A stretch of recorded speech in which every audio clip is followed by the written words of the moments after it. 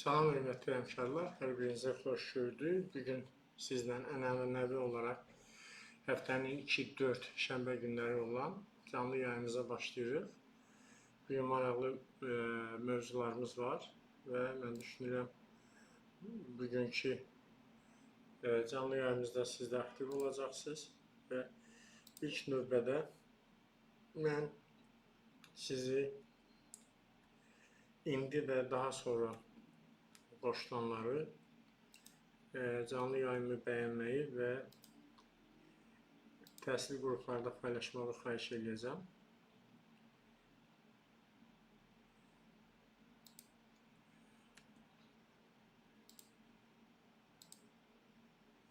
Belə, bugünkü mövzumuz Hesablama Palatasının Təhsil Nazirliyində apardığı yoxlamadır.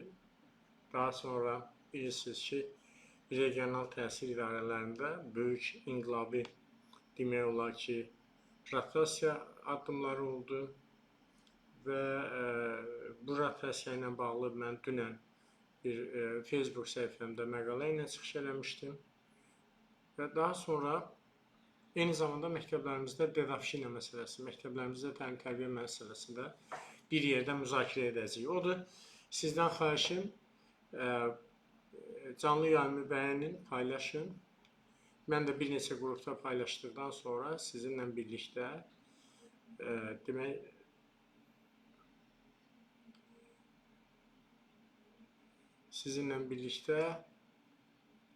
mövzunu müzakirə edəcəyik. Təhsil Nazirliyində bilirsiniz ki, Hesablama Palatasının yoxlaması aparılıb. Cəmi 30 milyonluq bir istiqamət üzrə aparılan yoxlamada 2 milyon yarıma yaxın pulun mənimsənildiyi aşkar edilib. Bu əslində Emin Əmrullayev üçün çox böyük vəsait deyil, amma reallıq ondan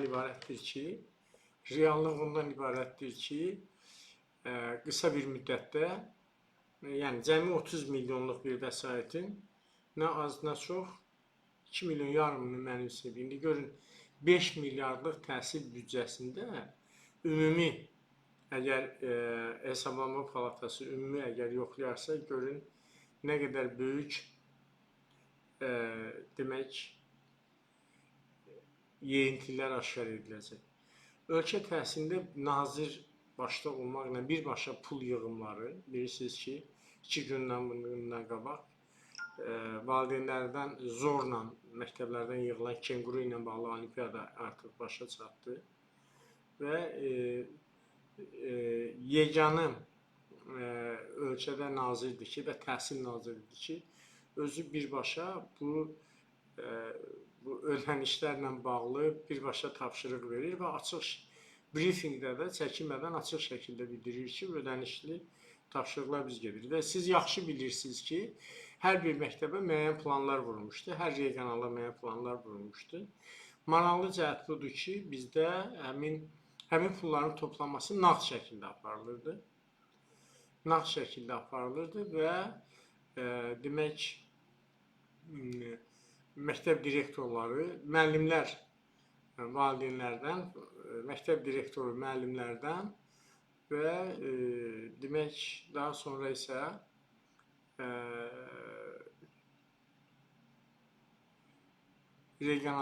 pullar toplanılırdı, regionlara gətirilirdi. Mən paylaşım edirəm, siz də paylaşın və bir yerdə müzakirəni davam edək.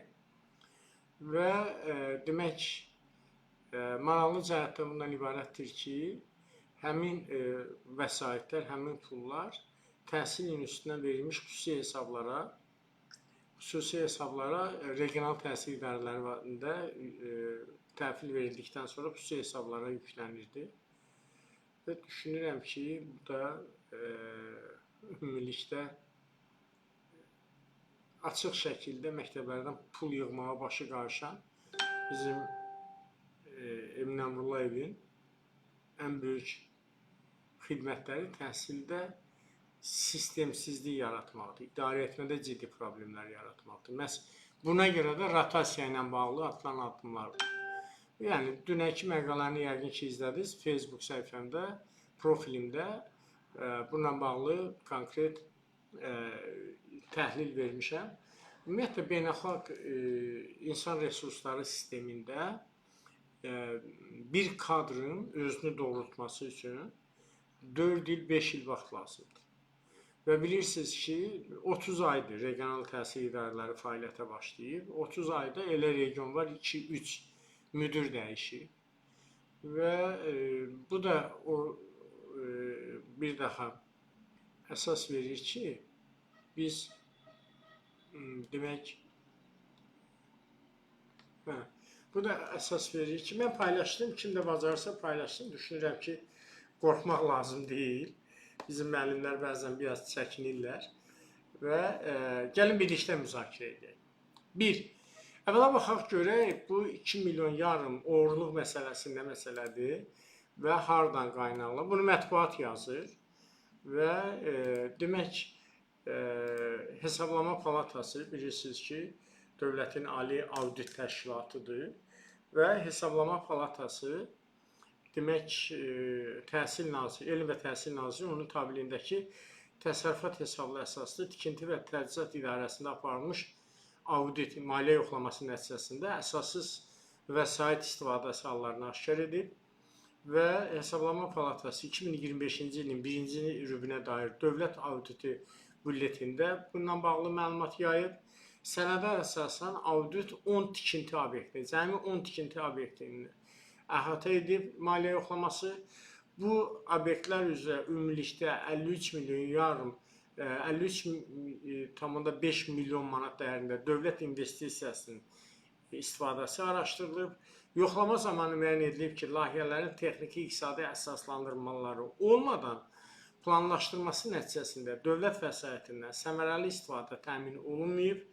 Ayrı-ayrı obyektlər üzrə layihə və smetalarda nəzərdə tutulmayan işlər yerinə yetirilib və bu da ümumilikdə 92.086 manat 1, 633.723 manat 1, 560.330 manat 1, 784 manat 318 manatda 1 olmaqla ümumilikdə 2.500.000 manata yaxın vəsaitin əsassız olaraq və əlavə olaraq xərcləməsini gətirib çıxarır. Təbii ki, yazıb siliblər,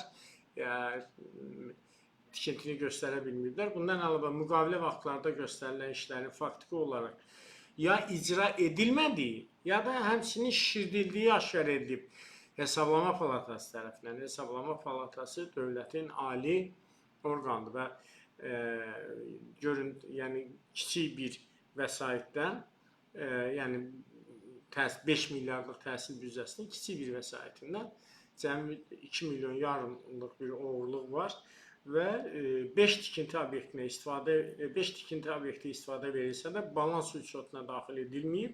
Bu da ciddi problemdir. Məktəblər təmir olunur dövlət vəsaitinə və bu birazdan sonra məktəb direktorları bu problemi yaşayır. Nə məktəblərin evokasiya, yəni təxliyə planları olmur. Fövqəladə Hallar Nazirliyinin əməkdaşları gəlib haqlı olaraq tələb edəndə də və məktəb direktorları haqsız olaraq cərimə olunur. Daha sonra məktəblərin texniki pasportları verilmir və müəyyən digər sanitar-gigiyenik, yəni gigiyen epidemiologiya mərkəzindən razılığa alınmır. Bilirsiniz ki, hər bir məktəb tikilərkən Hökumət Fövqəladə Hallar Nazirliyi, Gigiyen Epidemiologiya Mərkəzi, Elm və Təhsil Nazirliyi birgə olaraq rəy verməlidir ki, ondan sonra fəaliyyətə başlasın.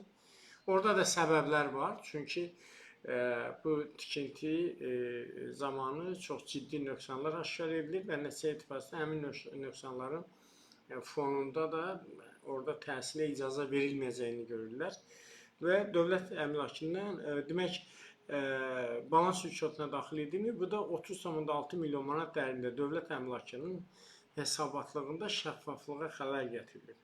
Quraşdırılan avadanlıqların sənədləşdirilməsi, smeta bölmələrinin ekspertizadan keçirilməsi qaydaları pozulub. Bununla bağlı redaktor.az saytı, daha sonra isə Azpolitika saytı məlumat verir. Baxın, ümumilikdə dediyimiz kimi kiçik bir vəsaitdən demək Təhsil Nazirliyində olan ümumi bu oğurluq, yəni dövlət büdcəsinin oğurluğudur. Ümumilikdə hələ baxdıqda biz məktəblərin tədrisatı zamanı, baxın, müəllimlər bəlkə də az bilərlər, amma məktəb direktoru, təsərrüfat işləri üzrə direktor müavinləri yaxşı bilirlər ki, bunların burada ən böyük problemlərindən biri də məhz maddi texniki baza ilə bağlıdır. Ki, orada göstərilən o inventarların rəqəmləri o qədər astronomik bir rəqəmlərdir ki, məsələn, yoldaşlarından biri bir sənəd göndərmişdi. Bir paçka, bir qutu tabaşir 72 manata sənədləşdirilir. Təsəvvür edirsiniz, bazarda real qiyməti 2 manat, 2 manat 50 qəpiyə olan bir qutu tabaşir və s. Yəni bu kimi hallar özünüz bilirsiniz ki, nə qədərdir və təhsil büdcəsi bu şəkildə dağıdılır. Təhsil büdcəsi bu şəkildə. Və bütün bunlarla da mədəsi doymayan Əmrullayev hələ bir də kenqurudan pullar yığır. Təsəvvür edirsiniz? Yəni bu məsələ əslində bizim bu çıxışlarımızın ən çox Emin Əmrullayevə xeyri oldu.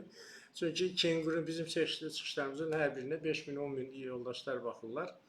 Və kengurudan anlayışı olmayanlar da maraqlı gəldi ki, görək nədir, biz də gedək 20 manat verək, Emin Əmrullayevə kömək eləyək ki, yəqin maddi durumu yaxşı deyil və son vaxtları çox qayğılı görsənir və nəticə etibarı ilə çox maraqlı bir vəziyyət yaranır və bu da ondan bağlıdır ki, kenguruda iştirak edənlərin sayında ciddi artımlar var. İndi bilmirəm, bunu nə qədər sayını gizlədəcəklər. Fransada olan qohumlarına nə qədər ötürəcəklər, bununla işimiz yox. Amma reallıq odur ki, hər il təqribən 100.000-in üzərində etsə, bu il daha çox şagirdin iştirakı gözlənilər. Düşünürəm ki, burada əsas məsələ bizim şagirdlərimizin olimpiyadalarda iştirakına etiraz deyil, olimpiyadanın ödənişli olmasıdır və ölkənin Təhsil Naziri açıq şəkildə bildirir ki, deyir ki, biz kenguru əslində yalan danışır. Kenguru demək federasiyasına, deyək, cəmiyyətinə 150 evro ödəniş haqqı edirik və yerdə qalanlar isə onda yəni açıq şəkildədir ki, bu üzvlükdən sonra yerdə qalanlar da təbii ki, Əmrullayeva çatır. Təqribi bilirəm mexanizm orada necədir, pul bölgüsü mexanizmi. Orada pul Elnur Əliyevlə, ikisi bir qismi orada texniki məsələlərə xərclənir. Pul Elnur Əliyevlə Emin Əmrullayev arasında ortaq bölünür. Yəni bu kenguru ilə bağlı vəziyyət belədir. Və gəlin bugün həm də təbii ki, Təhsil Nazirliyində maliyyə yeyintiləri elə belə asan məsələ deyil və məsələ ilə bağlı fikirlərinizi xahiş edirəm, rəy bölməsində yazın. Mənim üçün də maraqlıdır. Siz necə düşünürsünüz? Həmkarlarla bağlı məsələni danışacağım Rəhimov, Akif. Həmkarlarla bağlı məsələni danışacağım. Və bu məsələ ilə bağlı mövzunu bitirib, sonra sizin suallarınıza keçəcəm. Regional təhsil idarələrinin atamalar başlandı. Türklər demişkən, demək, burada bir neçə bilirsiniz, regional təhsil idarəsi. Ümumilikdə Azərbaycanda 12 regional təhsil idarəsi var. Bir də Bakı şəhər təhsil idarəsi var. Bir də Naxçıvan Muxtar Respublikasının Təhsil Nazirliyi var.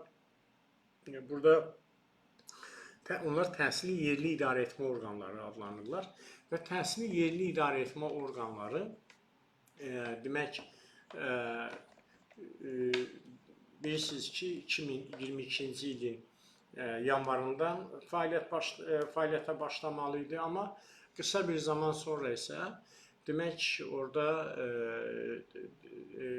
Nazirlər Kabineti 2022-ci ilin martında qərar verdi ştat vahidləri ilə bağlı. Daha sonra isə 2022-ci ilin ikinci yarısından regional təhsil idarələri fəaliyyətə başladı. Və ümumilikdə beynəlxalq sistemdə bir kadrın özünü doğrultması üçün 4-5 il vaxt lazımdır. 4-5 il. 4-5 il vaxt lazımdır. Birinci il tanışlıq idi, 2-3-cü il layihələrin həyata keçirilməsi və 4-5-ci nəticələrin əldə edilməsidir. Və bir kadrında 7 ildən artıq, belə deyək, eyni yerdə qalması da arzu olunan deyil, belə desək. Amma regional təhsil idarələrinə baxsaq, elə regional təhsil idarəsi varsa, demək, indiyə qədər təyin olunan regional təhsil idarələrindən bir Şərqi Zəngəzur, Fuad müəllim təyin olduğu gündən oradadır. Bir də Xızı Abşeron, İlham xanım təyin olduğu gündən oradadır. Yerdə qalan 10 regional təhsil idarəsi və Bakı Şəhər Təhsil İdarəsi başsız qalıb. Bir neçə ildir artıq və ölkədə yüzlərlə, o cümlədən məktəblər var ki, bunlar da demək, həvalə əbəssiliyi ilə gedir və Bakı Şəhər Təhsil İdarəsi də o cümlədən. Yəni bilirsiniz ki, Mehriban xanım azad olundu, gəldi müddəyə müavin, sonra deputat getdi və indi də Bakı Şəhər Təhsil İdarəsi 2 ildən çoxdur ki, müdiri yoxdur. Müdir əvəzi, yəni növbə ilə bir-biri müdir əvəzi edirlər və s. Burada bizim hətta bir regional təhsil idarəsinin müdiri də bilirsiniz ki, həbs olunub. Və 2 regional idarədən başqa yerdə qalan bütün regional təhsil idarələri dəyişib. Elə regional idarəsi var ki, orada 30 ayda 3 dəfə dəyişiklik olub. Və səbəb nədir? Axı bu regional təhsil idarələri yeni yaranmış qurumlardır. Hamı ümid eləyirdi ki, regional təhsil idarələri yarandıqdan sonra yerli icra hakimiyyətlərinin təsirindən çıxacaqlar. Demək, təhsil idarə edilməsinə yerli icra hakimiyyətlərinin müdaxiləsi azalacaq. Amma çox təəssüf olsun ki, regional təhsil idarələrinin demək, yaranması effektivliyi əks etdirmir. Niyə effektivliyi əks etdirmir? Səhifə yarımlıq Tarix Nadir kitabından da nazik bir regional təhsil idarələrinin əsasnamələri var və hər biri 300-dən 400 məktəbi özündə birləşdirən təhsil yerli idarə etmə orqanlarının əsasnamələrinin bu qədər bəsit olması və onların funksionallığını aşağı salır. Əvvəla istənilən bir qurum yarananda bunun əsasnaməsi elə olmalıdır ki, onun fəaliyyətinin bütün detalları orada əks olunsun. Regional təhsil idarələrinin əsasnamələrine baxındıqda adam dəhşətə gəlir. Azərbaycan Respublikasında təhsil qanunvericiliyi, xüsusilə də ümumi təhsilin qanunvericiliyi o qədər bərbad vəziyyətdədir ki. Məsələn, Emin Əmrullayevə dəfələrlə burada müraciət edir ki, ayılginən də, indi bilmirəm, fikri hardadır, ayılginən Azərbaycan təhsilində, məktəblərdə təhsil proqramı yoxdur. Yəni, yeni kurikulumlar qəbul olunmuyor. Qanunvericiliyə görə dövlət standartı qəbul olunur, yeni dövlət standartı, həmin dövlət standartına uyğun olaraq da təhsil proqramı qəbul olunmalıdır. Əvvəlki dönəmdə, təqribən 10 il bundan qabaqki dövrdə belə idi ki, dövlət standartı qəbul olunan zaman, eyni zamanda onunla yanaşı təhsil proqramı da qəbul olunurdu. Hər ikisini Nazirlər Kabineti qəbul edirdi. Amma 2017-ci ildən artıq baxış dəyişdi, Nazirlər, yəni qanunvericiliyə dəyişiklik oldu.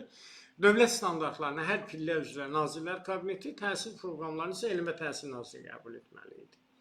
Və 2020-ci ildə, sentyabrın 29-da Nazirlər Kabinetinin 361 sayılı qərarı ilə ümumi təhsilin yeni dövlət standartları qəbul edildi. Və o gündən bu günə qədər 5 ildir biz danışırıq ki, təhsil proqramlarını, kurikulumları qəbul edin, yeni kurikulumları və dünən qədəmlərini xoş elədi və dünən bir neçə fənn üzrə, coğrafiya, Azərbaycan dili və s. bir neçə fənn üzrə demək, ümumi təhsil proqramlarını təsdiq etdi və yerdə qalan fənlər necə olsun? Bir qədər öncə bizim dərslərimizin birində məktəb sənədləşməsi mövzusu, yəni hal-hazırda işləyən direktor müavinləri üçün məktəb sənədləşməsi mövzusunu keçirdim. Yeri gəlmişkən bizim 1 may qruplarına da qeydiyyat gedir. Həm məktəb direktoru, həm direktor müavini, həm kitabxanaçı, həm uşaq birliyi rəhbəri vəzifələrinə sənəd vermək istəyən şəxslər də demək, hazırlıq qruplarımıza müraciət edə bilərlər. 1 may qrupları var, qeydiyyat gedir hal-hazırda. Bir də hal-hazırda işləyən direktor müavinləri, o cümlədən də sinifdən xaric və məktəbdən kənar işlər üzrə təşkilatçı, yəni təşkilatçı müavinlər üçün də praktik dərslər, məktəbşünaslıq dərsləri onları üzr istəyirəm, onları biz adlandırırıq. Demək, tədris prosesini tənzimləyən hüquqi normativ sənədlərin praktikaya tətbiqi və sənədləşdirilməsi mövzusunda kurslarımız var və yəni yeni qruplarımıza qeydiyyat gedir və bu əvvəlki illərin, aprel, mart, digər ayların qruplarının birində demək bir qədər öncə dərs keçirəm. Demək, təsəvvür edin, məktəb sənədləşməsi ilə bağlı, elə eyni niyə regionlara gətirdim bu sözü? Çünki regionların əl qolu bağlıdır. Hara əl atsan, yəni elə bir vəziyyət yaradılıb ki, zaten iflic vəziyyətindədir. Regionlar işləyə bilmirlər. Və narazılıq, kim bunları edir? Regionlar edir. Bugün, məsələn, regional təhsil idarələrində narazılıqlar çox yüksək səviyyədədir. Bu narazılıqlar haqlıdırmı, haqsızdırmı? Yəni, haqlı tərəfləri də var, amma haqsız tərəfləri də var. Ki, bu haqsız tərəflərdən biri də regional təhsil idarələrinin optimal işləməsi üçün hüquqi normativ baza yoxdur. Bax, necə nazir huşu gedir, nə vaxtsa indi kimsə ayıldır onu, deyir ki, bəs filan sənəd hökmən qəbul olunmalıdır, qəbul olunsun, təsəvvür edin, ümumi təhsildə, ümumilikdə 18 fən tədris olunur, 3-4-ünü təhsil proqramlarını qəbul edilir, qalanı qaldı. Məktəb sənədləşməsində də elədir. Azərbaycanda ümumi təhsil məktəblərində məktəb sənədləşməsi demək 25 mart 1994-cü ildə Təhsil Nazirliyinin 187 nömrəli əmri ilə təsdiq olunur. Və Emin Əmrullayev qədəmlərini xoş eləyib 13 iyul 2022-ci ildə demək tədris pedaqoji sənədlərin aparılması ilə bağlı bir təlimat verib. Bəs maliyyə təsərrüfat sənədləri anı, məktəbin digər kargüzarlıq sənədləri anı. Yəni, o gəlir elə bir dalana dirənir, görür ki, daha mümkün deyil. Onu da elə yarımçıq verir ki, ad olsun sənədi qəbul elədik, ondan sonra yoxdur. Və yaxud da yenə də ağlı başında olmayan bir sənəd imzalayıb, ağlı başında olmayan vaxtı. Məsələn, tutam ki, Nazirlər Kabinetinin qərarı var. 24 noyabr 2010-cu il tarixli 215 nömrəli qərarı var. Müəllimlərin dərs yükü normaları. Həmin dərs yükü normalarında göstərilir ki, deyək ki, tərbiyəçilərin iş saatı 24 saatdır. Bu da qədəmlərini əziz eləyib 1 sentyabr 2022-ci ildə 587 nömrəli əmrdir, səhv eləmirəmsə. Demək, yox, o dəstənkənar məşəllərdir. Bir də demək, gün uzadılmış qruplarla bağlı bir əmri var. Orada yazır ki, gün uzadılmış qrupların həftəlik iş vaxtı 30 saatdır. Vallahi gülməlidir. Vallahi gülməlidir. Bu insan ağlı özündə deyil, nədir? Bir Nazirlər Kabinetinin qərarına bax, qanunvericiliyə bax. Yaxşı, biz başa düşürük ki, Nazirlər Kabinetinin 59 nömrəli qərarında deyək ki, sosial pedaqoq ştatı yoxdur. Deyək ki, sertifikasiyadan kəsilənlərə, çox haykü eləyənlərə, sosial tərəfdən deyək ki, müəyyən həssas adamlar var. Bunların müvəqqəti sakitləşdirmək üçün sosial pedaqoq ştatını paylayırsan. Sizlərindən qabaq Misir müəllim də bunu etmişdi.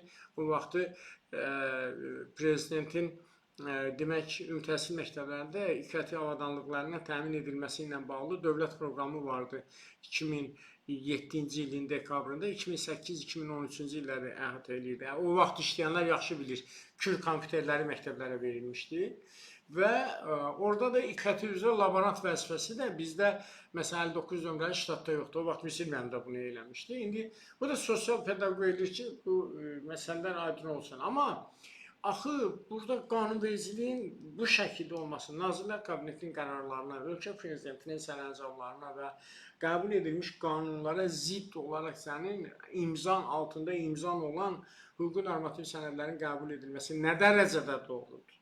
Hanı Elm və Təhsil Nazirliyinin hüquq şöbəsi? Hanı Elm və Təhsil Nazirliyinin hüquq şöbəsi? Hanı təhsil institutunun başı qarşı təlimlərə, layihələrə, imtahanlara, kadr dəyişikliyinə, nə bilim, təhsil məsələsində bir də əlavə olaraq bir ajans sistemi yaradılar, müasir metodi sistemi yazırlar. Özləri qədər də elə belə əcaib, belə ənrəvadı bir layihədə, əgər 7 milyon manat müasir metodistə pul ayırırlar. 7 milyon manat. Bilirsiniz, bu nə deməkdir? Bu insan Azərbaycanın təhsil cəmiyyətini barmağında oynadır. Bir Hasan özünə gəlir, çıxır orada başlayır artistlik eləməyə, gəl gülməyə, gəl abrisini eləməyə. Ki, bir cəmiyyətin fikrini yönəltmək üçün müəyyən addımlar atır. Rotasiyada elə onunla bağlıdır. Yaxşı, bunlar nə yatdılar, nə yuxu gördülər, nə iş gördülər. Yaxşı, bunların işinin qiymətləndirilməsini necə həyata keçirdin? Hansı monitorinqlər apardın? İndi deyirsən, məktəb direktorunu yoxlamağa nə var ki? Bugün ölkədə 4252 məktəb var. Əgər bir məktəbşünas gəlib məktəbi yoxlasa, bunların 52'si qalsa sistemdə böyük şey. Bugün bizim ümumtəhsil məktəbinin direktorları normal əmr yaza bilmir, normal akt bağlaya bilmir. Məktəbşünaslıqla bağlı haçan bir məqala oxuyublar, haçan bir kitab oxuyublar. Yoxdur ortada.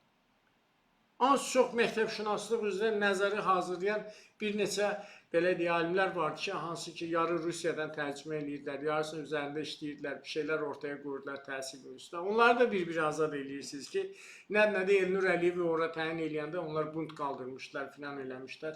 Yalvar yapışdan sakitləşdirdiniz. İndi də fürsətə salıb bir-bir onları oradan uzaqlaşdırırsınız.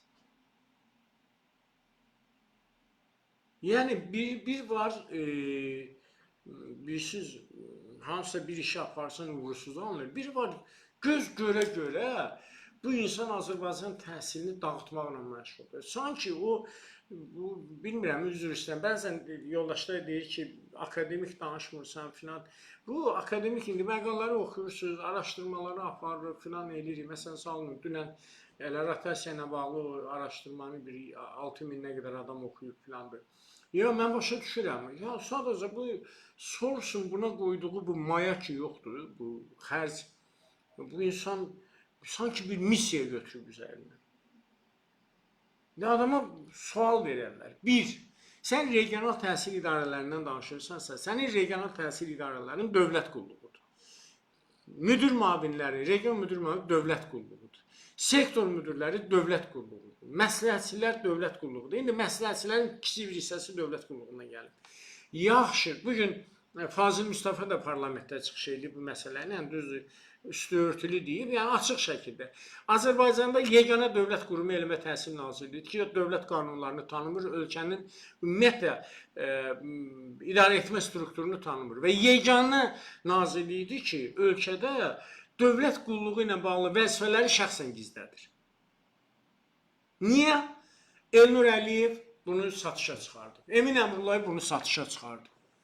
Bilirsiniz, həyasızlıq olar da bu qədər həyasızlıq olmaz da. Yəni, bilirsiniz, bu insan fikirləşir ki, onsuz da bunun gəlib sonuna dirənib, dağdım da onsuz da, çünki bir də ümidi var ki, bəlkə xaricə qaçanda orada bunun ənkələri bunu yerləşdirdi orada, yenəsə bir kömək elədilər və s. Yəni, bu şəkildə olmaz.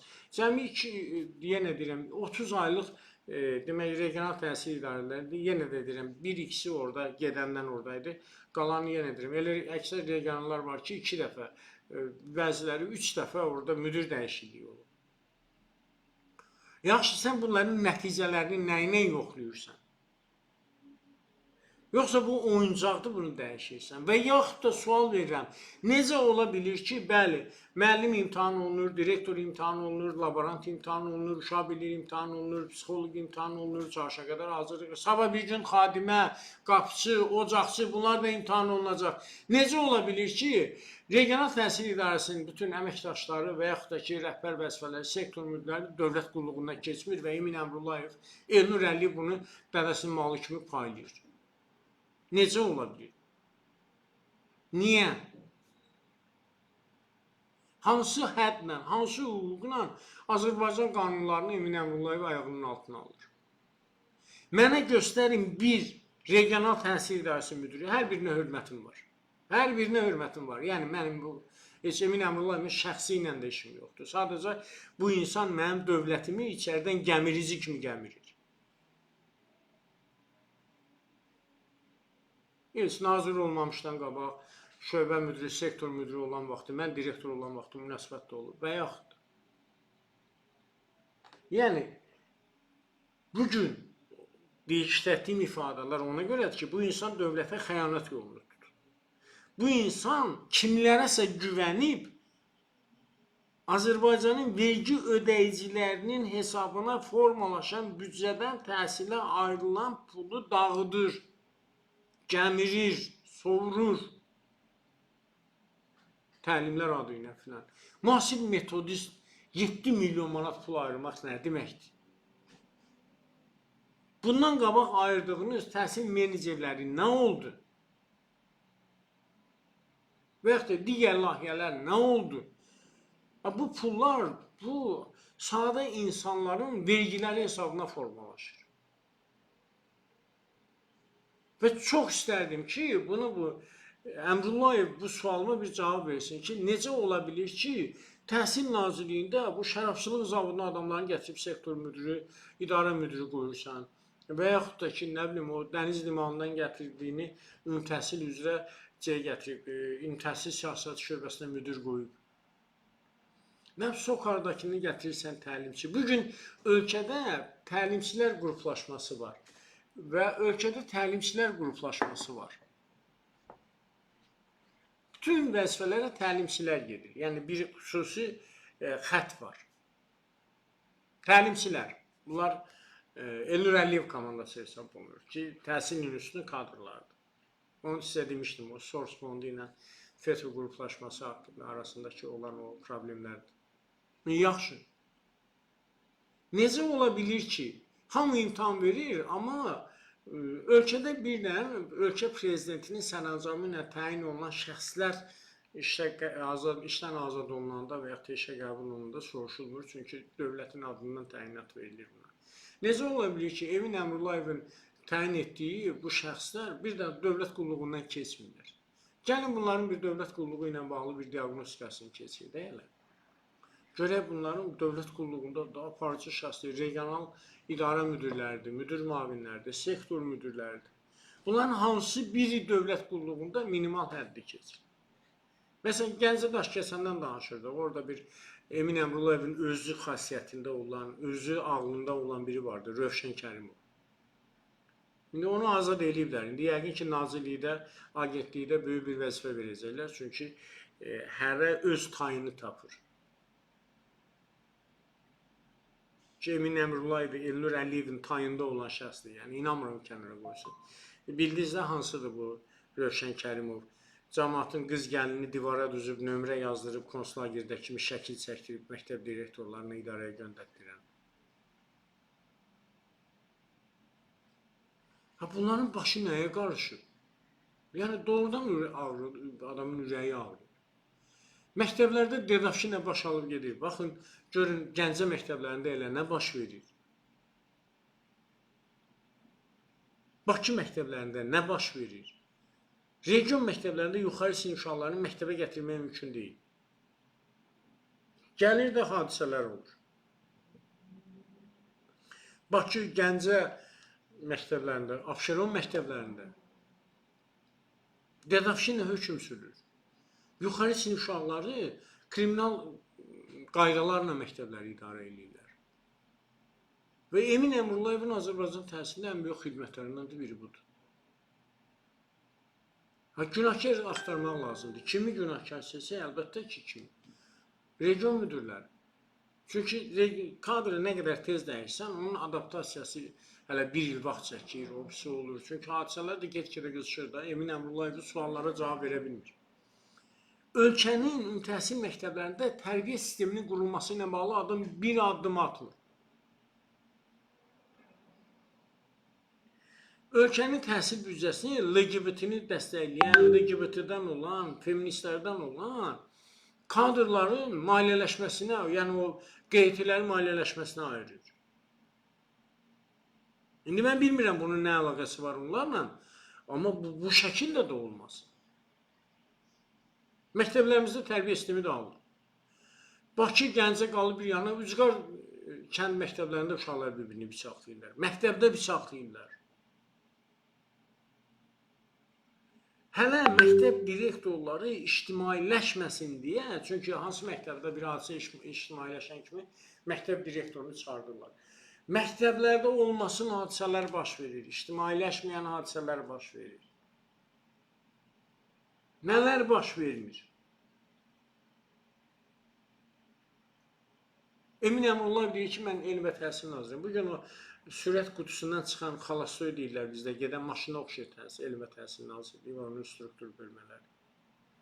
Hamı qırır bir-birini. Harada bir layihə var, harada bir pul yeri var, harada bir silinmə yeri var, didirlər bir-birlərini. Didirlər bir-birlərini. Aydındırmı? Yəni, bütün bunların içərisində ən belə ağrılı da odur ki, çox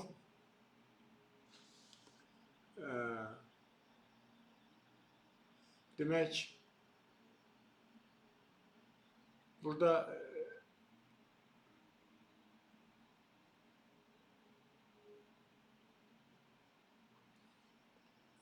danışdıq, bu nədir bu?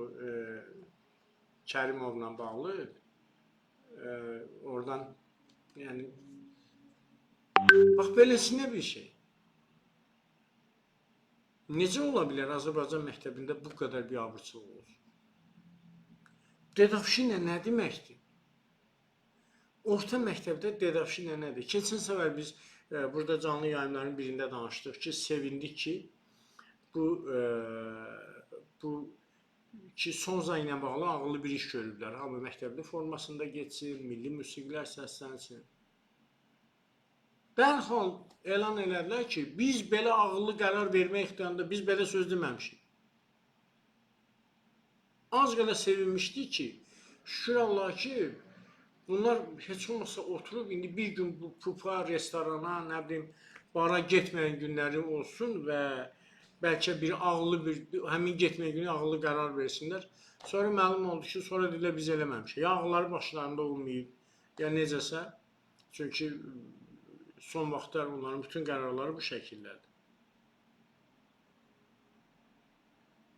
Aydınmı? Və bu baxımdan düşünürəm ki, Azərbaycan məktəblərində tərbiyə sistemini tamamilə dağıldı. Hələ tərbiyəsi demirəm. Hamımız bilirik ki, bu kölgə təhsili repetitorluq tutar ortada. Yalandan bir məktəbi, regionda olan bir liseyi yalandan şişirdirlər. Bunun məzunlarının 90% repetitor yanına getmədən yüksək nəticə, yalan danışmayın. Əgər yalansa o 90 nəfərin, nə bilim, deyir, lənət olsunsa, bu qədər yalan, bu qədər əzab, belə siz Azərbaycan cəmiyyətini doluyurlar. Yəni, necə 90 nəfər? 90%, gəl ki 100 nəfərdən 90 nəfəri heç bir müəllim yanına getmədən ən yüksək nəticə göstərirlər. Harada? Göstərin Azərbaycanda bir şagirdi ki, tək ola bilər ki, o da ailəsində savadlı adamlar var, məşğullar. Amma yenə də 1-2 müəllim yanına gedirlər. Heç müəllim yanına getməyən mümkün deyil bugünkü qaydada ali məktəbə qəbul olması. Və necə ola bilər bu? Və ən faciəvi hal odur ki, demək bizdə vəziyyət, elə bir vəziyyət yaranıb ki, adam özü də bilmir neynəsə.